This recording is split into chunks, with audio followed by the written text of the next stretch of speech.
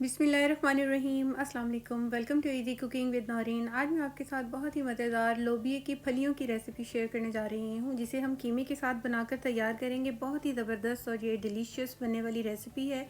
Hopefully आपको मेरी ये रेसिपी ज़रूर पसंद आएगी। आइए अब हम अपनी रेसिपी को बनाना शुरू करते हैं।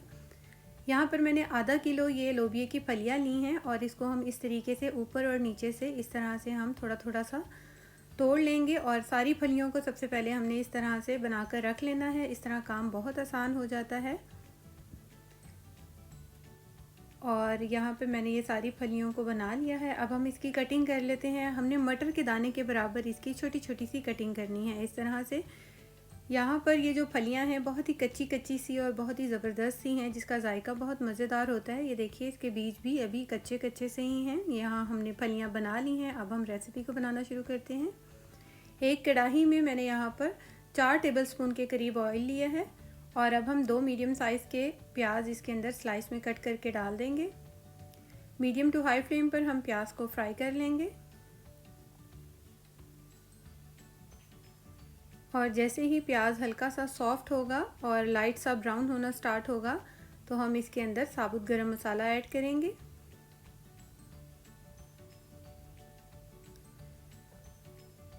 यहाँ पर मैंने ली हैं 4 अदद लौंग, हाफ़ टी स्पून ज़ीरा, 6 से 7 दाने साबुत काली मिर्च, 1 बड़ी इलायची, 2 सब्ज़ इलायची और 1 दालचीनी का टुकड़ा।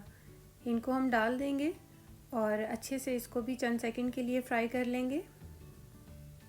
अब हम इसके अंदर कीमा ऐड करते हैं। यहाँ पर मैंने बीफ का कीमा लिया है और ये आधा किलो कीमा है। इसको हम ऐड कर देंगे और मोटा कुटा ये पिसा हुआ कीमा है, हाथ का कुटा हुआ नहीं है, मोटा मशीन का ही निकला हुआ दानेदार ये कीमा है। अच्छी तरह से इसको मिक्स करेंगे और इसका कलर चेंज होने तक हमने इसको पकाना है। तकरीबन 2 से 3 मिनट के लिए इसको हम ऑयल के साथ फ्राई कर लेंगे। और यहाँ पर ये देखिए, इसका कलर अच्छे से चेंज हो चुका है। और अब हम इसके अंदर लहसुन अदरक का पेस्ट भी साथ डाल देंगे और मज़ीद कीमे को हम जो है लहसुन अदरक के साथ भूनेंगे ताकि इसका अच्छी तरीके से जो है कलर चेंज हो जाए और ये बिल्कुल भुनाई पर आ जाए। ये देखिए, बिल्कुल ये पिंक से वाइट हो गया है अब।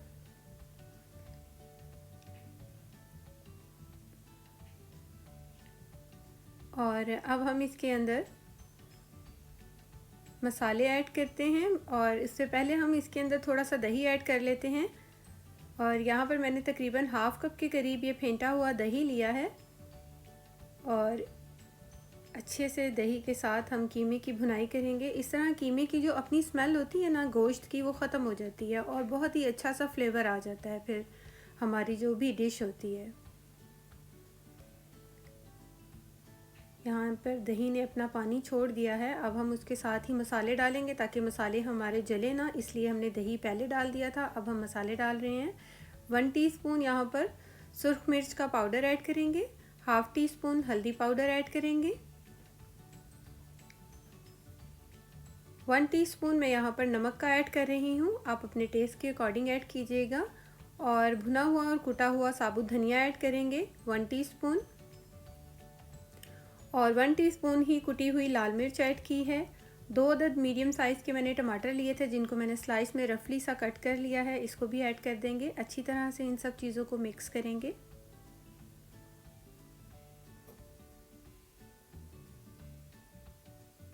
और ये देखिए, हमारा जो इसका कीमे का जो ऑयल है वो रिलीज़ भी होना स्टार्ट हो गया है। अब हम इसके अंदर डालेंगे 1 टीस्पून भुना हुआ कुटा हुआ ज़ीरा और 3 से 4 हरी मिर्चों को मैंने जो है एक हरी मिर्च में से 2 स्लाइस किए हैं, इसको ऐड कर देंगे ताकि इसका जो फ्लेवर है अच्छे से आ जाए।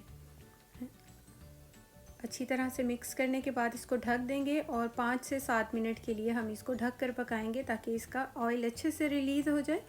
और जब इसका ऑयल अच्छे से रिलीज़ हो जाएगा तो हम इसके अंदर इसके बाद ऐड करेंगे 3 अदद मैंने यहाँ पर साबुत लाल मिर्च ली है। भुनाई के टाइम अगर हम ये ऐड करेंगे तो इसकी खुशबू भी अच्छी होती है और इसका जायका बहुत ज़बरदस्त आता है। वैसे ऑप्शनल है, अगर आप ना ऐड करना चाहें तो इसको स्किप भी कर सकते हैं, लेकिन अगर ऐड करेंगे तो बड़ा ही मज़ेदार इसका जायका बनकर आता है। और अब हम इसके अंदर 1 टीस्पून गरम मसाला पाउडर ऐड करेंगे। एक बार अच्छी तरह से मिक्स कर देंगे इन सब चीज़ों को। اور یہ دیکھیے قیمہ اچھی طرح سے بھن چکا ہے. یہاں پر یہ جو پھلیاں ہیں وہ میں نے ایک دن پہلے یعنی کہ رات کو بنا کر رکھ دی تھی تاکہ ہمارا اگلے دن کام آسان ہو جائے. تو فٹافٹ سے ہمارا جو بھی کھانا ہے وہ جلدی بن جاتا ہے. یہ فریز ہوئی ہوئی ہیں اور اس کو اب ہم قیمے کے اندر ایڈ کریں گے, اچھی طرح سے مکس کر دیں گے. اور قیمے کے ساتھ اب ہم نے 3 سے 4 منٹ کے لیے پھلیوں کی بھنائی کرنی ہے تاکہ اس کا کچا پن ختم ہو جائے اور اس کی بہت اچھی سی خوشبو جو ہے قیمے کی پھلیوں میں بھی آ جائے. اور اب ہم اس کو ڈھک کر 3 سے 4 منٹ کے لیے پکائیں گے. اور یہ دیکھیے آئل اچھے سے ریلیز ہو گیا ہے اور جو پھلیوں کا اپنا پانی ہوتا ہے وہ بھی اچھے سے ریلیز ہو رہا ہے. اور ابھی ہم نے اس کے اندر پانی بالکل بھی نہیں ایڈ کیا تھا. اب ہم اس کے اندر ½ کپ سے کم تھوڑا سا پانی ایڈ کریں گے تاکہ اچھی طرح سے یہ گل جائیں.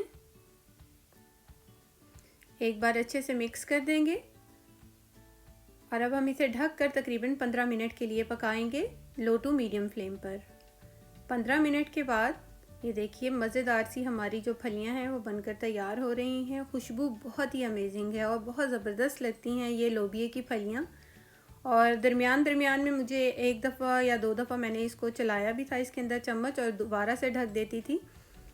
تو ہم نے ٹوٹل اسے 15 سے 20 منٹ اس طرح سے پکانا ہے کہ پھلیاں بھی اچھے سے گل جائیں. اور قیمہ ہمارا تقریباً ڈن تھا. اور اب ہم اس کے اوپر تھوڑا سا ہرا دھنیا, ادرک باریک کٹی ہوئی ادرک اور ہری مرچوں کو چھوٹا چھوٹا کاٹ کر ڈال دیں گے اور اس کو دم والی فلیم پر 2 سے 3 منٹ کے لیے رکھیں گے. اور یہ مزیدار سا ہمارا پھلیاں قیمہ تیار ہو گیا ہے. یہ دیکھیے بہت ہی مزیدار لگتا ہے گرما گرم چپاتی کے ساتھ یا پھر روٹی کے ساتھ, بہت ہی مزیدار لگتا ہے. اب ہم اس کو ڈش آؤٹ کر لیتے ہیں.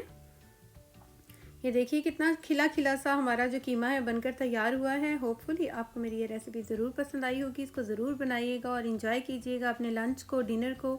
Thanks for watching. اللہ حافظ.